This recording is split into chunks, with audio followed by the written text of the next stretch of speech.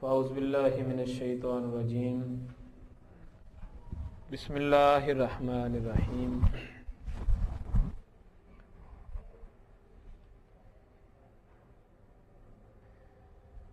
آج میں جو میں نے موضوع گفتگو رکھا ہے وہ یہ ہے کہ اللہ تعالیٰ اپنے بندوں کے ساتھ کیا سلوک کرتا ہے، جو نافرمان ہیں، جو فرما بردار ہیں، جو اچھے ہیں، جو برے ہیں، جو نیک ہیں، جو بد ہیں، سبھی کو اگر ملا لیا جائے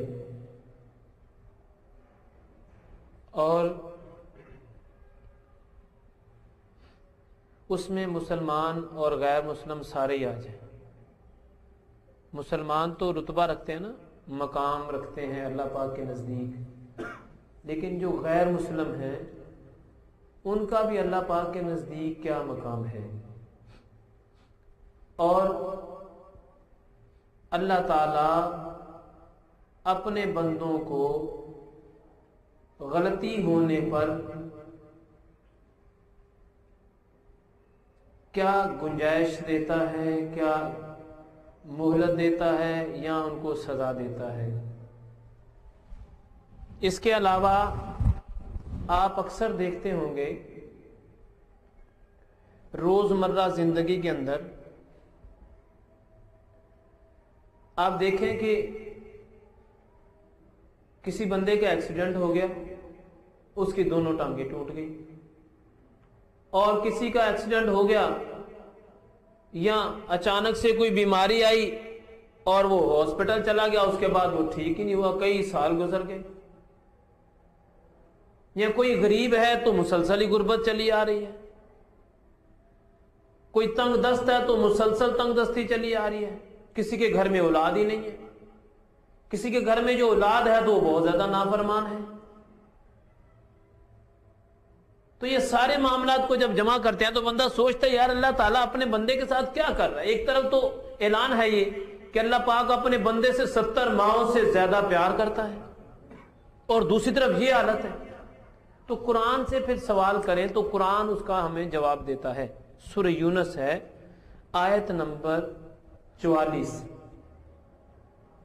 اللہ تعالیٰ قرآن پاک میں اعلان فرماتا ہے، بے شک اللہ لوگوں پر کچھ ظلم نہیں کرتا، بے شک اللہ تعالی لوگوں پر ظلم نہیں کرتا بلکہ لوگ خود اپنے آپ پر ظلم کرتے ہیں۔ قرآن کی آیت غور سے سنیں، اللہ تعالی لوگوں پر ظلم نہیں کرتا۔ یہاں بات ایمان والوں کی بھی نہیں ہے، ابھی ایمان والوں کی بات نہیں ہو رہی ہے، ذہن میں رکھنا ہے،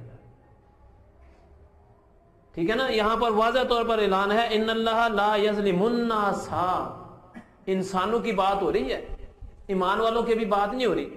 سوچیں ذرا، جو مالک غیروں پر ظلم نہیں کرتا وہ اپنوں پر کیسے کرے گا؟ عوام الناس لوگ تو ہیں نا جو اس کو مانتے ہی نہیں ہیں، اس کو تسلیم ہی نہیں کرتے، اس کی ربوبیت کو نہیں مانتے، اگر مانتے ہیں تو ساتھ شرک کرتے ہیں، اس کے ساتھ کسی کو شریک ٹھہراتے ہیں، اس کے احکامات کا مذاق اڑاتے ہیں، ایسی باتیں جو اس کی طرف سے حکم ہے اس کی حکم عدولی کرتے ہیں۔ وہ مالک ان کے ساتھ بھی ظلم اعلان کر رہے ہیں، اور یہ وہ کتاب ہے جس کے بارے میں مالک خود اعلان فرماتا ہے، ذالک الکتاب لا ریب فیہ، یہ وہ کتاب ہے جس میں کوئی شک نہیں ہے، اس میں شک کرنے والا دار اسلام سے خارج ہو جاتا ہے۔ میں نے اتوار کے اجتماع کے اندر ایک بات بتلائی تھی، آپ پہلے آ گئے، آپ کے لیے بڑی فائدہ مند بات ہے۔ یہ جو زبان ہے نا، یہ زبان، اس زبان پر آپ میٹھا رکھیں گے تو یہ بتائے گی کہ نہیں بتائے گی؟ اس کا ذائقہ بتائے گی نا۔ اگر کڑوا رکھیں گے تو، اگر پھیکا رکھیں گے تو، جس مرضی ذائقے کی چیز رکھیں گے، کیا انسان کی زبان بتائے گی یا نہیں بتائے گی؟ بتائے گی نا۔ ایک ہی زبان ساری چیزوں کا ٹیسٹ بتا دے گی، ایسے ہی ہے نا۔ اچھا، بندے کی زبان تو ایک زبان ساری چیزوں کا ٹیسٹ بتا دیتی ہے، اللہ کے قرآن کی ایک آیت ساری بیماریوں کی شفا بھی بن سکتی ہے، کیونکہ یہ بندے کی زبان ہے، وہ مالک کی زبان ہے۔ بندے کی زبان پر تو یقین اور مالک کی زبان پر یقین نہ ہو، کیسا مسلمان ہے؟ بندے کی زبان ہر چیز کو وضاحت کرتی ہے، یہ پھیکی ہے، یہ میٹھی ہے، یہ کڑوی ہے، سب کو بتا دیتی ہے۔ اور خالق کی زبان جس میں قرآن کا نزول ہوا، حقیقت میں تو مالک کا کلام ہے نا یہ، اور ایسا کلام جس کلام میں کوئی شک و شبہات نہ۔ مسلمان تو شک کرے، جو مسلمان کہلائے گا شک نہیں کرے گا، جو شک کرے گا مسلمان نہیں کہلائے گا۔ تو اللہ تعالیٰ لوگوں پر ظلم نہیں کرتا، بلکہ لوگ خود اپنے آپ پر ظلم کرتے ہیں۔ حقیقت یہ ہے، اصل میں آج میرا موضوع گفتگو یہ ہے، اگر آپ چار جمعے کو مسلسل میرے پاس آ جائیں تو میں دو چیزوں کی وضاحت کر دوں گا، ایک تو روحانی بیماریاں اور دوسرا ان کا علاج ہے۔ روحانی بیماریاں، پہلے ان کی تشخیص، ڈائیگنوز کرنا کہ وہ کیا ہیں۔ اچھا، بیماریوں کے ساتھ ساتھ کسی کی کاروباری پریشانی ہے، مالی پریشانی ہے، اولاد کی نافرمانی ہے وغیرہ وغیرہ، سے یہ سارے معاملات اسی میں آ جائیں گے۔ لیکن شرط کیا ہوگی؟ کتنے جمعے آنا ہوگا آپ کو؟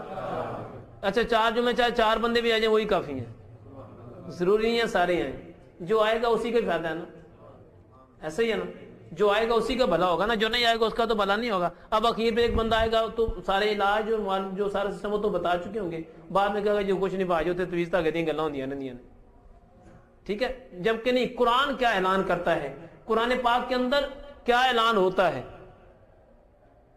بیماریوں کے بارے میں، شفا کے بارے میں۔ اور اللہ تبارک و تعالی یہ جو بیماریاں آتی ہیں، یہ دکھ تکلیفیں پریشانی آتی ہیں، کیا یہ بندوں کی نہیں رہے گی؟ جانوروں پر نہیں آتی؟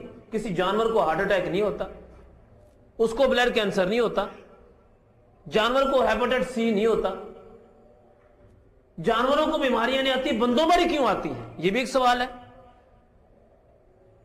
ہارٹ اٹیک لے لیں، شوگر لے لیں، بلڈ پریشر لے لیں، سارا کچھ انسانوں کے لیے ہے، یہ جانوروں کو کیوں نہیں ہوتا؟ یہ بات یاد رکھیں، جتنی نافرمانی کرتے ہیں انسان ہی کرتے ہیں، جانور مالک کی نافرمانی نہیں کرتے۔ بس یہ بات پلے باندھیں۔ کتا اپنے مالک کا اتنا وفادار ہوتا ہے، وہ تو اپنے مالک کا در نہیں چھوڑتا۔ جانور نافرمانی کرتا ہی نہیں اس کی۔ اس سے ثابت کیا ہوا؟ جو بھی نافرمانی کرے گا سزا تو اسی کو ملے گی، پھر چاہے وہ انسانوں میں ہو یا چاہے جنوں میں ہو۔ یہ تو سیدھی سی بات ہے بھائی، پڑھے لکھے ماشاءاللہ آپ سارے بیٹھے ہیں، جو نافرمانی کرے گا سزا تو اسی کو ملے گی نا۔ سورج کو سزا نہیں ملتی، چاند کو سزا نہیں ملتی، ستاروں کو سزا نہیں ملتی۔ کیوں نہیں ملتی؟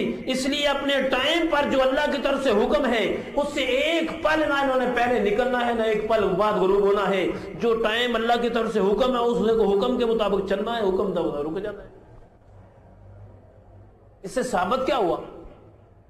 ثابت یہ ہوا جو اس کا نافرمان ہے نا، سزا اسی کو ہے، جو فرما بردار ہے اس کو کچھ ہوتا ہی نہیں ہے، اس کو کوئی سزا ہی نہیں ہے۔ اچھا، اس کو سزا نہیں ہے تو پھر انبیاء علیہ السلام بھی بیمار ہوتے تھے، ایسے ہی ہے نا، اولیاء صحابہ کرام بھی بیمار ہوتے تھے۔ حضرت امام حسین رضی اللہ عنہ کی تو گردن کٹ گئی۔ بابا جی یہ سزا نہیں ہے، یہ آزمائش ہے۔ اللہ قرآن میں فرماتا ہے کہ میں تمہیں ضرور آزماؤں گا۔ اے ایمان والو، مسلمانوں کو بات ہو رہی ہے، لوگوں کی بات نہیں ہو رہی۔ اے ایمان والو، میں نے تمہیں ضرور آزمانا ہے۔